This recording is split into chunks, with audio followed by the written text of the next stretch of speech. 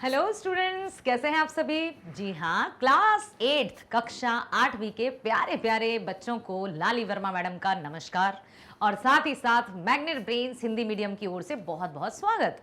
आशा करती हूँ कि आप सभी कैसे होंगे, बताइए। स्वस्थ होंगे, खुश होंगे, प्रसन्न होंगे और बहुत बहुत बहुत ध्यान से वीडियो देखने बैठ गए होंगे और साथ ही साथ अपने फ्रेंड्स अर्थात अपने जो मित्र हैं उनको लिंक शेयर की कर दी होगी। बताओ जल्दी की है कि नहीं। अरे नहीं की है तो अब कर दो ना भाई, जल्दी से लिंक शेयर करो ताकि वे भी आज की एक नई कहानी जान सकें, पढ़ सकें, क्योंकि आज हम करने वाले हैं पार्ट 2 की शुरुआत। हमने पहला पार्ट पूरा कर लिया है। कौन सी कविता थी, किसको याद है? हाँ, तू जिंदा है, बहुत बढ़िया। तो अब हम करेंगे इस वीडियो में पार्ट 2।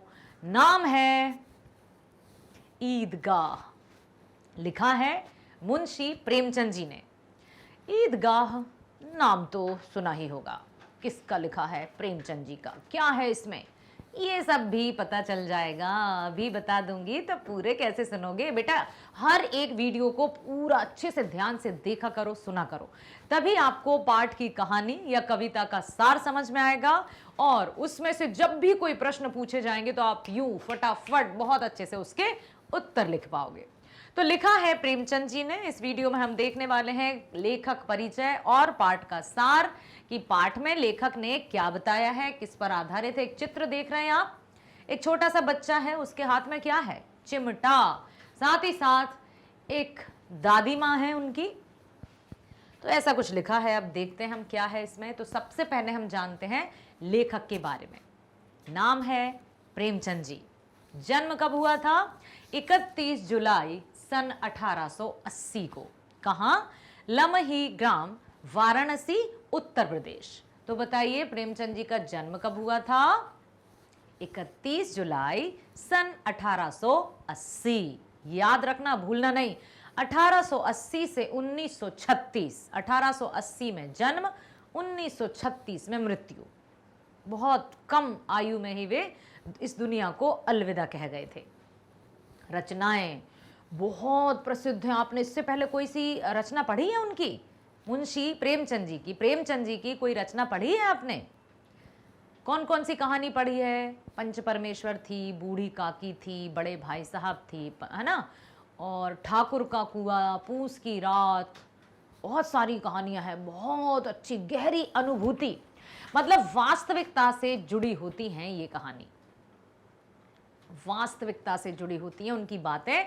क्योंकि उनका, और मैं आपको बता दूं उनके बारे में, मुंशी प्रेमचंद जी एक साधारण परिवार में उनका जन्म हुआ था और उनकी माँ का देहांत हो गया तो पिताजी ने पुनर्विवाह किया, दूसरा विवाह किया, फिर वे माता आई और उनके साथ उनका इतना अच्छा लाड़ भरा या प्यार भरा या ममता भरा व्यवहार नहीं था, जिससे प्रेमचंद जी को अपने आप का ख्याल खुद ही रखना पड़ता था। फिर उनके भी भाई हुए और धीरे धीरे फिर वो पढ़ाई के लिए बाहर चले गए। सरकारी नौकरी भी मिली, लेकिन वो किसी की चापलूसी करना बिल्कुल भी पसंद नहीं करते थे, तो उन्होंने सरकारी नौकरी से त्यागपत्र दे दिया था और रचना कार्य में शामिल हो गए। अब देखो, रचनाएं उनकी बहुत प्रसिद्ध रचनाएं हैं, विश्व प्रसिद्ध रचनाएं हैं। सेवा सदन, ठीक है, साथ ही साथ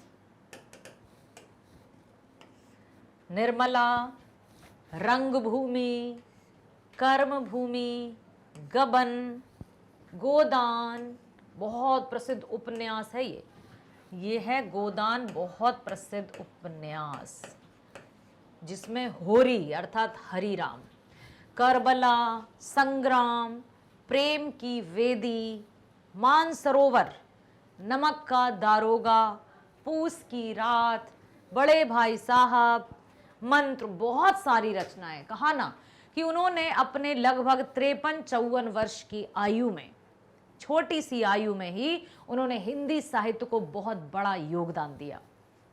साहित्य काल तो कौन सा साहित्य काल में कहे जा सकते हैं? ये आधुनिक काल में, ठीक है। साहित्य में स्थान क्या है? आधुनिक काल के सर्वोच्च उपन्यासकार और कहानीकार। कि यदि हिंदी साहित्य में आपसे कभी पूछा जाए कि प्रेमचंद जी का हिंदी साहित्य में क्या इतिहास है, तो बिल्कुल आप लिख सकते हैं कि सर्वोच्च, इतिहास में उनका जो सर्वोच्च स्थान है हिंदी साहित्य में, सर्वोच्च उपन्यासकार का और कथाकार का। उनसे अधिक प्रसिद्धि किसी की कहानियों को नहीं मिली है, किसी के उपन्यास को नहीं मिली है। वही सर्वोच्च हैं, विश्व प्रसिद्ध उपन्यासकार के नाम से जाने जाते हैं प्रेमचंद जी। मृत्यु 8 अक्टूबर 1936। तो याद रखना 1880 से 1936, ठीक है।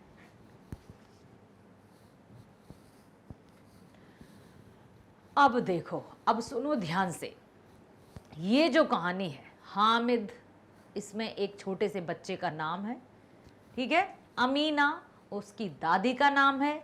ईद का त्यौहार है, ईदगाह जैसे आपने शीर्षक सुना, तो इससे आप अनुमान लगा सकते हैं कि ईदगाह मतलब ईद जरूर आई होगी। कौन सी वाली ईद? मीठी ईद, हाँ, जिसमें सेवैयाँ बनाई जाती हैं, बहुत मज़े आते हैं, नए नए कपड़े पहनने जाते हैं, सब गले मिलकर एक दूसरे को बधाई देते हैं, और छोटे छोटे बच्चे मेले जाते हैं, कुछ कुछ खरीद कर लाते हैं।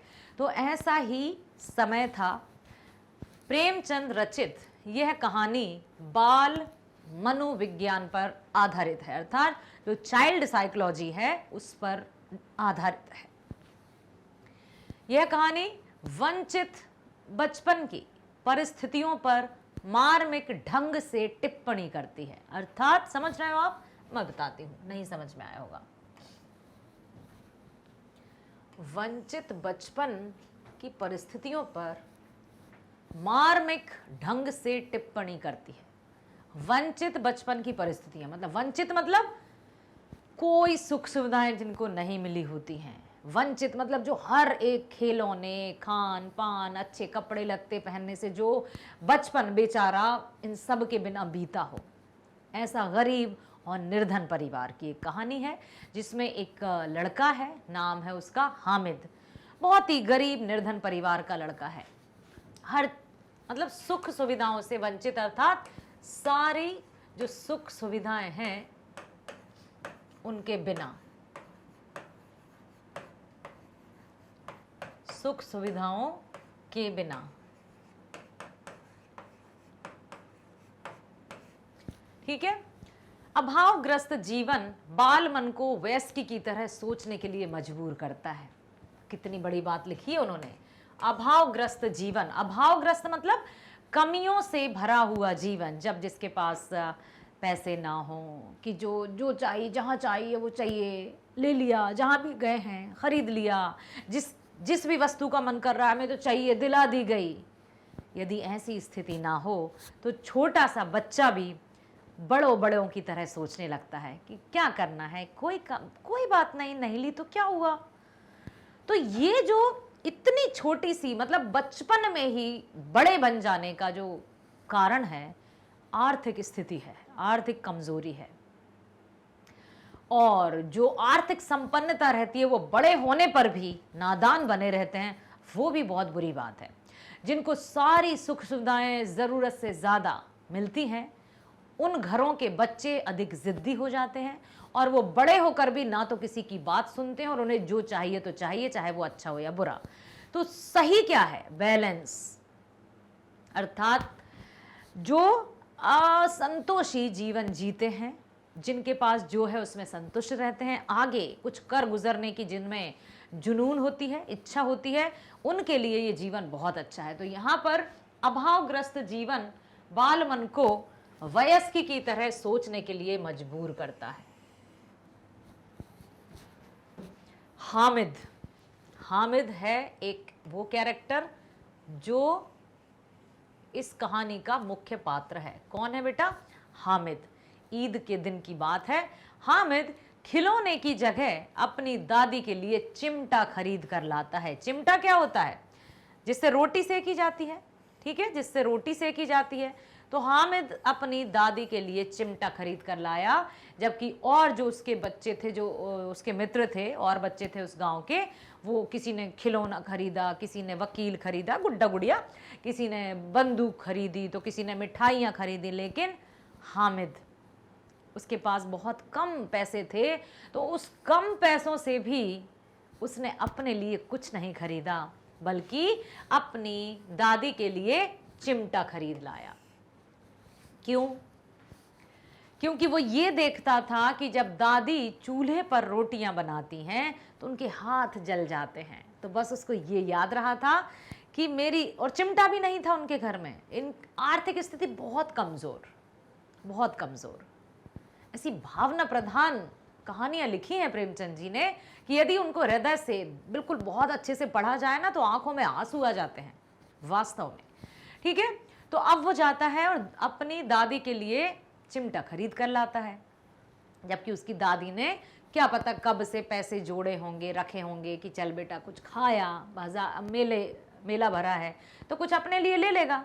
लेकिन उसने कुछ भी अपने लिए नहीं लिया और वो दादी के लिए चिमटा खरीद कर लाया। दादी अमीना, दादी का नाम क्या है? अमीना, पोते का नाम क्या है? हामिद। अमीना के लिए यह दृश्य गहरी संवेदना की अभिव्यक्ति का कारण बन जाता है। जब हामिद दादी के पास आता है और दादी पूछती है, इस तरह से आता है वो चुपचाप से, दादी दादी हम आ गए। तो दादी सोचती हैं कुछ खाकर आया होगा या फिर कुछ ना कुछ खिलौने लाया। क्या लाया बेटा, क्या लेकर आया? तो उसने जब दादी माँ को कहा चिमटा, तो दादी तो जैसे भावनाओं से भर गई, सराबोर हो गई, और वो ये सोचने लगी इस नन्हे से बच्चे में इतनी समझ कैसे। गले से लगा लेती हैं वो अपने पोते को और आंसू आ जाते हैं उनकी आंखों में कि ये इतना सा बच्चा, अब मतलब इतने से तो पैसे थे, बाकी सब उसके दोस्तों ने सब कुछ खरीदा, खिलौने खरीदे, मिठाइयाँ खाई, लेकिन उसने उन 3 पैसों का अपने लिए कुछ भी नहीं खरीदा, दादी के लिए चिमटा ले आया। तो वो गहरी संवेदना की अर्थात भावना पूर्ण ये कहानी है, भावनाओं से भर जाती है दादी। दादी को लगता है काश इस बच्चे को भी वह सब कुछ मिलता जो पड़ोस के बच्चों को मिलता है। तो वो उसकी निर्धनता से बड़ी दुखी होती हैं और उन्हें दुख होता है कि मेरे पोते को इस तरह से सारी सुख सुविधाएं नहीं मिली हैं और काश कि ये भी अन्य बच्चों की तरह अच्छे से अपना जीवन जी पाता। अब देखिए, अब हम पढ़ेंगे कहानी, और बहुत अच्छी कहानी है, बिल्कुल मेरे साथ रहना पूरे समय तक। मैंने कहा ना कि शुरू से लेकर एंड तक मेरे साथ बने रहना, तब जाकर आपको मज़ा आएगा, कहानी समझ में आएगी। और बीच में जो भी यदि आपको प्रश्न उपज रहे हों, जो भी आपकी भावनाएं, जो भी विचार आ रहे हों आपके माइंड में, मस्तिष्क में, तो उनको कमेंट में लिखते जाना। ठीक, मैं ज़रूर ज़रूर ज़रूर देखना चाहूँगी। सबसे पहले जो पहले पार्ट, दूसरे पार्ट के जो आपके कमेंट रहेंगे ना, मैं ज़रूर पढ़ूंगी और आपका रिप्लाई भी ज़रूर दूंगी। नाम के साथ करना कमेंट, ताकि मैं आपको नाम के साथ रिप्लाई कर सकूं। अब हम पढ़ेंगे कहानी। रमज़ान के पूरे 30 रोज़ों के बाद आज ईद आई है। रमज़ान का त्यौहार सुना होगा आपने। रमज़ान अर्थात रमज़ान के दिनों में पूरे 30 दिनों तक मुस्लिम धर्म में रोज़े रखे जाते हैं, जिसमें वो निर्जला, निराहार, सूर्योदय के बाद फिर सूर्य अस्त से पहले कुछ ऐसा वो लेते हैं। तो आप बताइएगा क्या क्या और आपने प्रक्रिया देखी है कि आपने रमज़ान जो आपके रोज़े रखते होंगे किसी आस पड़ोस में, अपने दोस्तों को या जो भी अंकल आंटी चाचा चाची जो रहते हैं उनको कभी रोज़े रखते हुए देखा है, तो वो क्या क्या करते हैं, आपने क्या अनुभव किया है, ये भी बताइए। तो रमज़ान के जब पूरे 30 दिन हो जाते हैं, उसके 30 दिन के बाद आती है ईद, जिसको मीठी ईद कहा जाता है। उस दिन सेवइयाँ बनती हैं, बहुत अच्छे अच्छे पकवान भी बनते हैं। तो रमज़ान के पूरे 30 रोज़ों के बाद आज ईद आई है। गांव में कितनी हलचल है, मज़ा आ रहा है सबको, क्योंकि अब तो बहुत बड़ा मेला भी लगा है। ईदगाह जाने की तैयारी हो रही है। ईदगाह मतलब जहां बड़ी सी मस्जिद होगी और जहां पर जाकर सभी नमाज अदा करेंगे और वहां पर मेला भी भरा हुआ है। तो सब ईदगाह जाने की तैयारी करते हैं। लड़के सबसे ज़्यादा प्रसन्न है, क्योंकि अब वो नए नए कपड़े पहनकर, टोपी पहनकर, घर से जो भी उनके अम्मी अब्बू पैसे देंगे, पैसे लेकर जाएंगे और खिलौने खरीदेंगे, जो मन चाहा वो खरीदेंगे, खूब खाएंगे, खूब मस्ती करेंगे। तो लड़के बहुत प्रसन्न थे, बहुत मज़ा आ रहा था। उनकी जेबों में कुबेर का धन जो भरा हुआ था। लड़के क्यों प्रसन्न थे, प्रश्न पूछा जा सकता है, तो आप उत्तर दीजिएगा क्योंकि उनकी जेबों में कुबेर का धन जो भरा हुआ था। कुबेर का धन मतलब पैसा, पैसा, यस। उस दिन उनको अच्छे अपने बड़े बुजुर्गों से पैसे मिलते हैं कि जाओ जो जी चाहे वो खरीदना, जो जी चाहे वो खरीद कर खाना, मजे करो। तो बड़े प्रसन्न क्योंकि उनकी जेबों में तो पैसे थे। बार बार जेब से अपना खजाना निकाल कर गिनते हैं और खुश होकर फिर रख लेते हैं। अरे हाँ हाँ, देख देख मेरे पास इतने हैं, तेरे पास कितने हैं, क्या खरीदेगा तू। इस तरह से ये बातें चल रही हैं। महमूद के पास 12 पैसे हैं। अब ध्यान से सुनना, महमूद जो कि हामिद का दोस्त है, उसके पास 12 पैसे हैं। अब हम यहाँ लिख लेते हैं महमूद के पास हैं 12 पैसे, ठीक। मोहसिन के पास 15, मोहसिन के पास 15।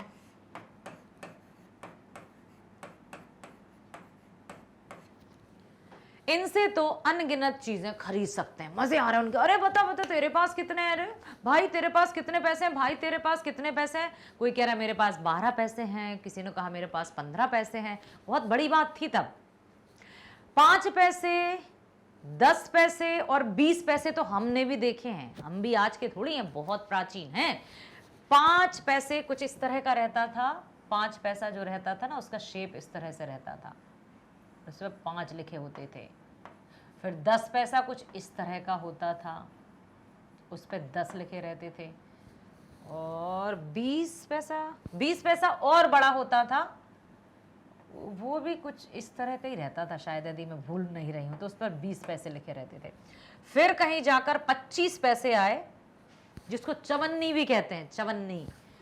तो वो जो 25 पैसे थे वो गोल ही हुआ करते थे, छोटा सा गोल गोल, और उस पर 25।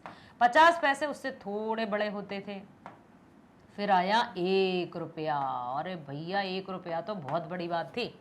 फिर आया उसके बड़े भाई 2 रुपया, और मजा आया। फिर आया 5 रुपया, और मजा आया। फिर तो 5 पैसे, 10 पैसे तो हमने भी देखे। तो उनके पास कितने थे, 12 पैसे, किसी के पास 15 पैसे। तो महमूद के पास थे 12 पैसे, मोहसिन के पास थे 15 पैसे। सब लोग बड़े मजे लगा रहे हैं। इनसे तो अनगिनत चीजें खरीद सकते हैं, क्योंकि पैसे, एक एक पैसे में भी बहुत कुछ मिल जाता था। खिलौने, मिठाइयाँ, बिगुल, गेंद और ना जाने क्या क्या। और सबसे ज्यादा प्रसन्न है हामिद। वह 4-5 साल का गरीब सूरत दुबला पतला लड़का, जिसका ना तो अब माता है ना पिता है, सिर्फ उसकी बूढ़ी दादी है। उसके माता पिता की मृत्यु हो चुकी है, हामिद के अम्मी अब्बू की मौत हो चुकी है। वह अपनी दादी अमीना के साथ ही रहता है, उन्हीं की गोद में सोता है, और दादी का भी वही इकलौता सहारा है। ठीक है,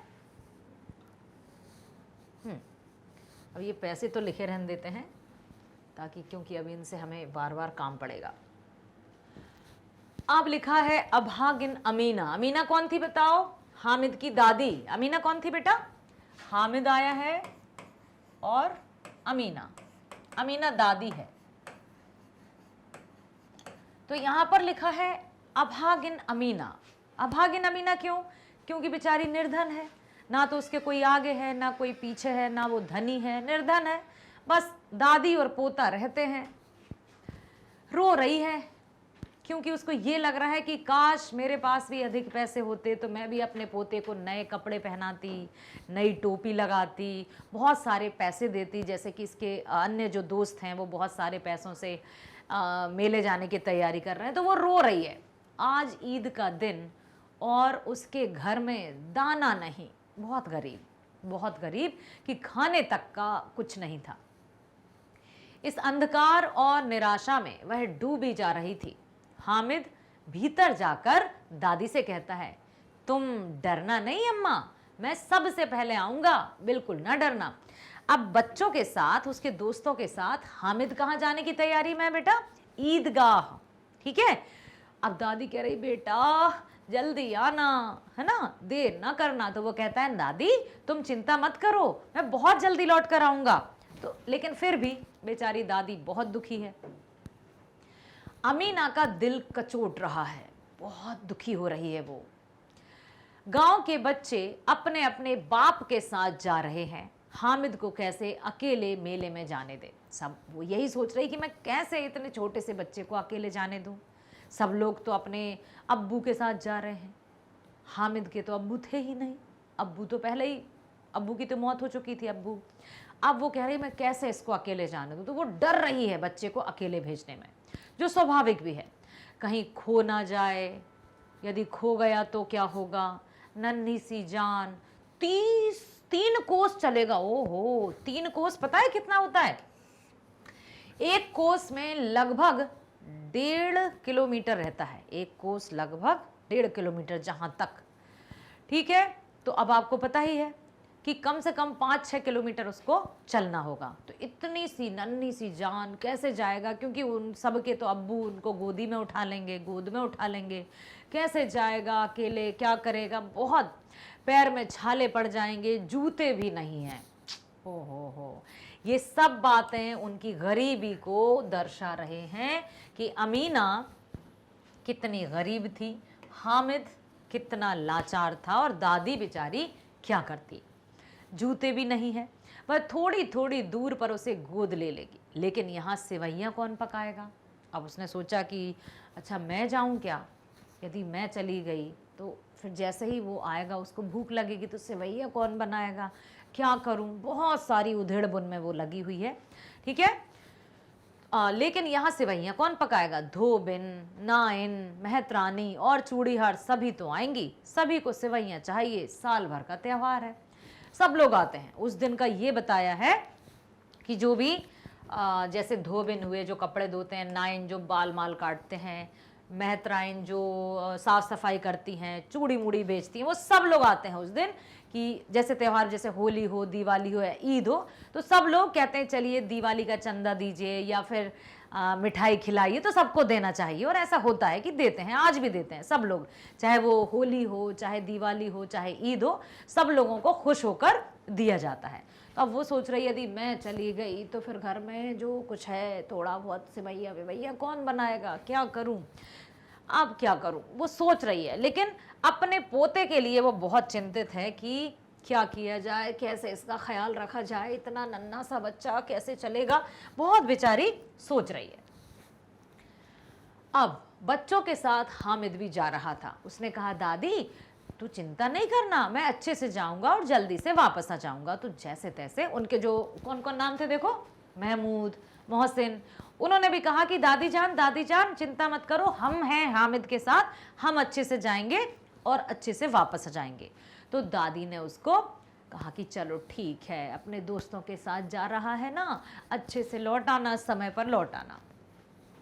उसके पैरों को तो जैसे पर लग गए हैं। कभी कभी कोई लड़का कंकड़ी उठाकर आम पर निशाना लगाता है, माली अंदर से गाली देता हुआ निकलता है, लड़के खूब हंस रहे हैं। अब चूंकि मित्र मंडली शामिल हो गई है, सब लोग एक साथ जा रहे हैं ईदगाह।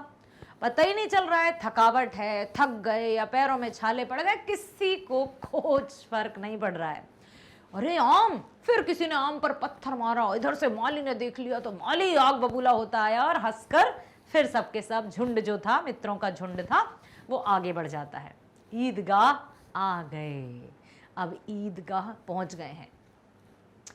ऊपर इमली के घने वृक्षों की छाया, नीचे पक्का फर्श है। रोजेदारों की पंक्तियां एक के पीछे एक दूर तक चली गई हैं। मैंने बताया था ना, ईदगाह मतलब वह स्थान जहां एक मस्जिद होगी और वहां पर सब लोग कतार से, कतार मतलब होती है लाइन, पंक्ति, पंक्ति में बैठेंगे और नमाज अदा करेंगे। तो सब लोग, अनगिनत लोग एकत्रित हुए हैं, इकट्ठे हुए हैं। यहाँ कोई धन और पद नहीं देखता, अर्थात ना तो कोई ये देखता कि ये अमीर है, ना कोई ये देखता कि ये गरीब है तो अमीर यहाँ बैठेगा, गरीब यहाँ बैठेगा। सब लोग एक साथ रहते हैं बहुत अच्छे से, एकता के भाव के साथ। ये तो खैर हमने भी देखा है कि बहुत उनमें जो मतलब बहुत ही अच्छे से सब एकजुटता के साथ अपने मालिक का स्मरण करते हैं। ठीक है, अब इस्लाम की निगाह में सब बराबर हैं। लाखों सिर एक साथ सजदे में झुक जाते हैं, लाखों अनगिनत। फिर सब के सब एक साथ खड़े हो जाते हैं, एक साथ घुटनों के बल बैठ जाते हैं। कई बार यही क्रिया होती है जैसे बिजली की लाखों बत्तियां एक साथ प्रदीप्त हों और एक साथ बुझ जाएं। सब कुछ एक साथ चलता है, बिल्कुल तारतम्यता के साथ। लाखों की तादाद में लोग रहते हैं लेकिन शांत, एकदम शांत। उस ऊपर वाले को याद किया जाता है, दुआ की जाती है, सजदा किया जाता है। सजदा मतलब प्रार्थना करना, ठीक है। और बहुत अच्छे से शांत भाव के साथ वो नमन करते हैं। कहा ना कि ऐसा लगता है जैसे कि एक साथ बत्ती जल रही हो और एक साथ बत्ती बुझ रही हो। कहीं किसी में कोई असमानता नजर नहीं आती। कुछ समझ में नहीं आता कौन अमीर कौन गरीब। एकता का जो समा है, एकता और भाईचारे की जो मिसाल है वो यहाँ पर देखी जा सकती है। नमाज खत्म हुई, लोग आपस में गले मिल रहे हैं। तब मिठाई और खिलौनों की दुकानों पर धावा होता है। नमाज हो गई समाप्त, सब लोग ईद मुबारक खूब अच्छे से गले मिल रहे हैं। आप जाएंगे कहाँ? मेले पर, और मिठाइयों की दुकानों पर धावा बोल देंगे। तरह तरह के खिलौने हैं, ये सब खिलौने लिखे हैं। सिपाही, गुजरिया, राजा, वकील, भिश्ती, धोबिन, साधु सब तरह के जो खिलौने हैं ना, मिट्टी के खिलौने, वो मिल रहा है। महमूद जो था, जिसके पास कितने पैसे थे? 12 पैसे। उसने क्या लिया? सिपाही। याद रखना, महमूद क्या खरीदता है बेटा? सिपाही वाला खिलौना। जिसने कैसी वर्दी पहनी है? खाकी वर्दी और लाल पगड़ी वाला। कंधे पर बंदूक रखे, उसने एक सिपाही खरीद लिया। किसने? महमूद ने। मोहसिन को भिश्ती पसंद आया, कमर पर मशक रखे। नूर को वकील से प्रेम है, नूर भी एक इन्हीं का मित्र था, तो उसने वकील खरीद लिया।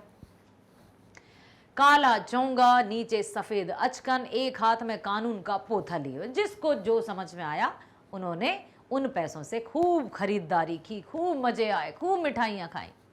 सब 2-2 पैसे के खिलौने हैं। अब क्या करे? हामिद के पास तो कुल 3 पैसे हैं, कुल 3 पैसे। उनके पास तो बहुत थे, किसी के पास 12, किसी के पास 15, और 2 पैसे का एक खिलौना। तो अब हामिद ने वो नहीं खरीदा क्योंकि उसके पास तो कुल 3 पैसे ही हैं। यदि वो एक खिलौना खरीद लेगा तो सिर्फ 1 पैसा बचेगा। इतने महंगे खिलौने वह कैसे ले? कहीं हाथ से छूट गया तो चूर चूर हो जाएगा। ये भी सोच रहा है वो कि मिट्टी के खिलौने हैं, यदि मैंने खरीद लिया और इस भीड़ में यदि गिर गया तो पूरा टूट जाएगा। नहीं नहीं नहीं नहीं, मैं खिलौना नहीं लूंगा। ठीक है, पानी पड़ा तो सारा रंग धुल जाएगा, यदि पानी गिरने लगा तो रंग भी धुल जाएगा। ऐसे खिलौने लेकर वह क्या करेगा? इतनी सी नन्ही सी जान। बाल मनोविज्ञान का वर्णन किया है उन्होंने कि जब तंगी हो, आर्थिक तंगी हो, तो एक छोटा सा बच्चा भी किस तरह से बड़े बड़ों की तरह विचार करता है, इसको भी बताया और ये वास्तविकता को दर्शाया है। ठीक है, तो वो ये सोच रहा है कि मैं क्या करूंगा, यदि टूट गया, मतलब गिर गया तो टूट जाएगा, कहीं पानी पड़ गया तो रंग धुल जाएगा, क्या करूंगा इन सब का? नहीं खरीदना मुझे। ऐसे करके वो, भले ही उनके दोस्तों ने सिपाही लिया, किसी ने गुड्डा, गुड़िया, राजा, वकील सब लिया, लेकिन उसने वहां पर कुछ नहीं लिया क्योंकि उसके पास सिर्फ 3 पैसे थे। और उसने ये भी सोचा कि नहीं भाई, मैं नहीं ले रहा, क्या करूंगा। मतलब खुद के मन को उसने समझा लिया, ये नहीं कि अरे यार मुझे भी चाहिए चाहिए, ऐसा नहीं किया उसने। सब अपने अपने खिलौनों की तारीफ कर रहे हैं। हामिद ललचाई आंखों से खिलौनों को देख रहा है, चाहता कि जरा देर के लिए ही सही वह उन्हें हाथ में ले सकता। वह आगे हाथ बढ़ाता है, लेकिन लड़के इतने त्यागी नहीं होते, विशेषकर जब अभी नया शौक है। हामिद बेचारा ललचाया रह जाता है। क्या करे, बच्चा है ना, मन तो होगा उसका भी, लेकिन लड़के नहीं नहीं, हम हाथ लगाने नहीं देंगे, ये तो मेरा सिपाही है, ये तो मेरा वकील है, इस तरह से। अब आगे बढ़े, अब आई खाने की बारी। बहुत सारी मिठाइयाँ, हाँ, अच्छी अच्छी मिठाइयाँ रखी हैं वहाँ पर। किसी ने रेवड़ियाँ ली, किसी ने गुलाब जामुन, किसी ने सोहन हलवा। हाँ हाँ, मज़े से खा रहे हैं सब। लेकिन हामिद, अभागे के पास सिर्फ 3 पैसे ही हैं। क्यों नहीं कुछ लेकर खाता? खा लेता ना, खा सकता था, वो लेकर तो खा सकता था। ऐसी चीज़ें शायद उसने कभी नहीं खाई होंगी, फिर भी वो नहीं ले रहा है।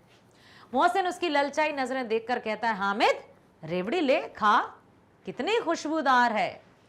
जैसे ही हामिद हाथ फैलाता है, मोहसिन रेवड़ी अपने मुंह में रख लेता है। बच्चों की हरकतें भी बताई हैं कि ले ले, रेवड़ी खाएगा, खाना।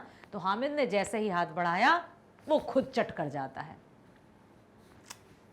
महमूद, नूरे, सम्मी खूब तालियां बजा बजा कर हंसते हैं और हामिद खिसिया जाता है, चिढ़ छूट जाती है उसको। उसका मजाक बनाने लगते हैं, दोस्त हैं। अब ये नहीं कि अरे कैसे दोस्त हैं, बच्चे हैं बेचारे, और उतना ही छोटा हामिद भी है। तो उनको चिढ़ा रहा है वो, मतलब वो हामिद को चिढ़ा रहे हैं क्या, नहीं, मतलब फिर भी बेचारा देख रहा है। मिठाई की दुकानों के बाद लोहे की चीज़ों की दुकानें हैं। अब देखो क्या होता है। जो लोहे की दुकानें हैं, लड़कों के लिए यहाँ कोई आकर्षण नहीं था। अब लोहे की दुकानों पर उसके जो दोस्त थे, मोहसिन, नूर और क्या नाम है एक और, महमूद, लोहे की दुकानों पर उनके लिए कुछ भी आकर्षण नहीं दिखा कि वे रुके। वे सब आगे बढ़ गए। हामिद लोहे की दुकान पर रुक जाता है। क्यों? उसको वहां क्या दिखाई दे दिया?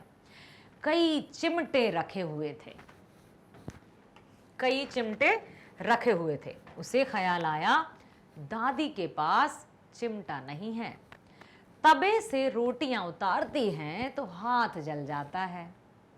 इतना सा बच्चा इतना सोच रहा है। अगर वह चिमटा ले जाकर दादी को दे दे तो वो कितनी प्रसन्न होंगी।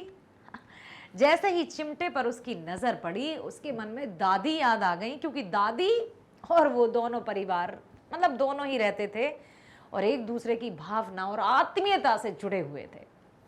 वो देखता था कि दादी जब रोटी बनाती हैं तो हाथ जल जाते हैं, फिर उनकी उंगलियां कभी नहीं जलेंगी। खिलौने से क्या फायदा, व्यर्थ में पैसे खराब हो जाएंगे।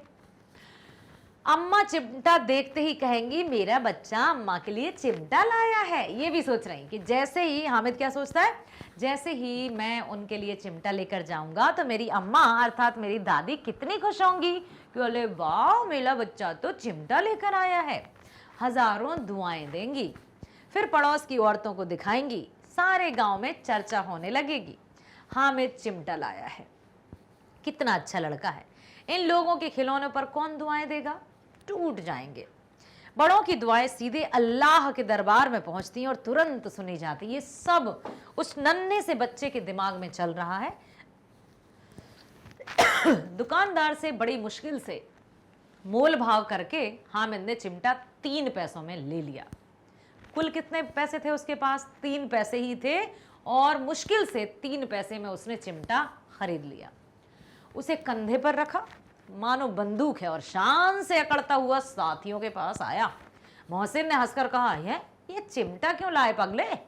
क्यों लाया तू? ऐसे कहा कि ये चिमटा क्यों लाया पगले, इससे क्या करेगा? महमूद बोला, चिमटा कोई खिलौना है। हामिद बोला, क्यों नहीं, अभी कंधे पर रखा तो बंदूक हो गई, हाथ में लिया तो फकीरों का चिमटा, चाहूं तो मंजीरा का काम ले सकता हूं। एक चिमटा जमा दूं तो तुम सबके सारे खिलौने टूट जाएंगे। तुम्हारे खिलौने मेरे चिमटे का बाल भी बांका नहीं कर सकते। मेरा बहादुर शेर है मेरा चिमटा।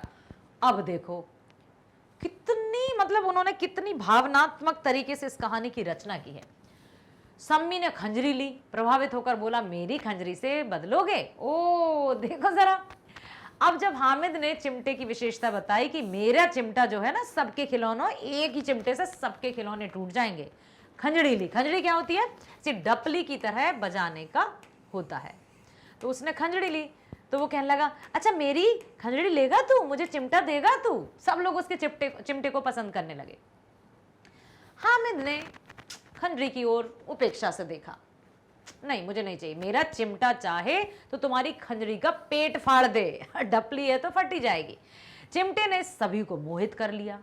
औरों ने 3-3, 4-4 पैसे खर्च किए पर कोई काम की चीज ना ले सके। हामिद ने 3 पैसे में रंग जमा लिया। सब ने अपने अपने खिलौने देकर चिमटा पकड़ने का प्रस्ताव रखा। हामिद मान गया। चिमटा बारी बारी, अब देखो जरा इधर आओ, क्या लिखा है यहाँ, सबने अपने अपने खिलौने से देकर चिमटा पकड़ने का प्रस्ताव रखा। पहले जबकि हामिद कह रहा था कि थोड़ी देर मुझे तुम्हारा सिपाही पकड़ने दो, सब मना कर रहे थे। अब हामिद के पास चिमटा है और चिमटा की उसने तारीफें कर दी, तो कह रहे हैं हमें थोड़ी देर के लिए चिमटा पकड़ने दो ना। तो वो कह रहा है थोड़ी देर के लिए मुझे तुम्हारा सिपाही दो, खिलौना वकील दो। तो सब ने थोड़ा थोड़ा करके उसका चिमटा पकड़ा थोड़ी देर, और उसने सबके खिलौने लिए और सबसे इस तरह से आए। कितने खूबसूरत खिलौने हैं, पर उसका चिमटा तो रुस्तमे हिंद है, सभी खिलौने का बादशाह। गांव पहुंचकर बच्चों ने अपने अपने खिलौने से खेला, पर थे तो वे मिट्टी के, कुछ ही देर में टूट फूट गए। अब मियां हामिद का हाल सुनिए। अमीना उसकी आवाज सुनते ही दौड़ी, गोद में उठाकर प्यार करने लगी। सहसा उसके हाथ में चिमटा देखकर वह चौंक गई। ये चिमटा कहां से लाया? मैंने मोल लिया है। कि पैसे में? 3 पैसे में दिए। अमीना ने छाती पीट ली, अर्थात बेचारी भाव विभोर हो गई और सोचने लगी कि मैंने तो उस 3 पैसे उसको कुछ खाने के लिए दिए थे और इस बच्चे ने क्या किया। ये कैसा बेसमझ लड़का है, ना कुछ खाया ना पिया, लाया क्या? चिमटा। सारे मेले में तुझे और कोई चीज ना मिली जो लोहे का चिमटा उठा लाया? हामिद ने अपराधी भाव से कहा, जैसे उससे कोई गलती हो गई। तुम्हारी उंगलियां तवे से जल जाती थी, इसलिए मैंने इसे लिया अम्मा। ओहो। बुढ़िया का क्रोध तुरंत स्नेह में बदल गया, मानो उसकी आंखों में आंसू भर आए। वह स्नेह मूक था मतलब चुपचाप, खूब ठोस रस और स्वाद से भरा हुआ। बच्चे में कितना त्याग, कितना सद्भाव और कितना विवेक है। दूसरों के खिलौने लेते और मिठाई खाते देखकर कितना ललचाया होगा मन। इतना जब्त इससे हुआ कैसे? कैसे इसने खुद को रोका? वहां भी इसे अपनी बुढ़िया दादी की याद बनी रही। अमीना का मन जैसे गदगद हो गया, मन भर आया। अमीना की आंखें भर आई, दामन फैलाकर हामिद को दुआएं देती और आंसुओं की बड़ी बड़ी बूंदें गिराती जाती। हामिद इसका रहस्य क्या समझता? वो तो बच्चा था, वो समझ नहीं पा रहा था। उसे लग रहा था कि दादी रो क्यों रही हैं, मैंने गलती कर दी क्या? लेकिन उसके पीछे उसका स्नेह था, प्यार था।